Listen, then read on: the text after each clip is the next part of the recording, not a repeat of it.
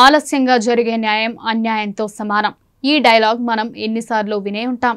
ఇప్పుడు చెప్పబోయే విషయం వింటే మాత్రం ఇది నిజమా అని అనిపిస్తోంది. ఎందుకంటే న్యాయం కోసం ఆ వ్యక్తి దాదాపు 5 దశాబ్దాలు వేచి ఉన్నాడు. అది కూడా తాను చేయని తప్పుకు ఏకంగా 46 ఏళ్ల పాటు జైల్లోనే ఉన్నాడు. ఎట్టకేలకు 46 ఏళ్ల తర్వాత కోర్టు నిర్దోషిగా ప్రకటించడంతో బయటకు వచ్చాడు. ఓ వ్యక్తి తాను చేయని తప్పుకు 46 ఏళ్లు శిక్ష అనుభవించాడు. అక్రమ కేసులో ఇరుక్కుని తన జీవిత కాలాన్ని జైల్లోనే గడిపాడు. చివరికి 46 ఏళ్ల తర్వాత అసలు ఆ కేసుకు ఆ వ్యక్తికి సంబంధం లేదని కోర్టు గుర్తించింది. దీంతో దాదాపు 5 దశాబ్దాల తర్వాత జైలు నుంచి విడుదలయ్యాడు.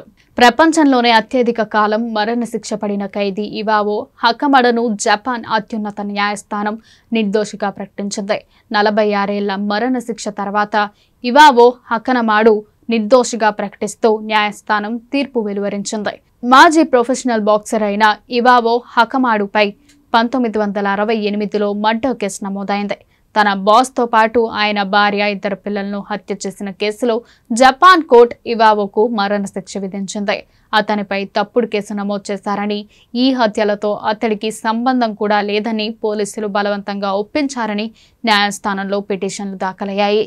ఘటనా స్థలంలో దొరికిన దుస్తులపై ఉన్న రక్తపు మరకలు కూడా అతనివి కాదని, ఇదే విషయం DNA రిపోర్టులో కూడా తేలిందని, ఆ బట్టలు అతనిని దోషిగా ఉంచడానికి ఘటనా స్థలంలో ఉపయోగించారని నిందితుడి తరపు లాయర్లు వాదించారు. DNA రిపోర్ట్ పరిశీలించిన అనంతరం న్యాయస్థానం 2014లో హకమడును జైలు నుండి విడుదల చేయాలని ఆదేశించింది. దీంతో 46 ఏళ్లు చేయని తప్పుకు జైలు శిక్ష అనుభవించి హకమాడు కోర్టు ఆదేశాల అనంతరం జైలు నుండి బయటకు వచ్చాడు.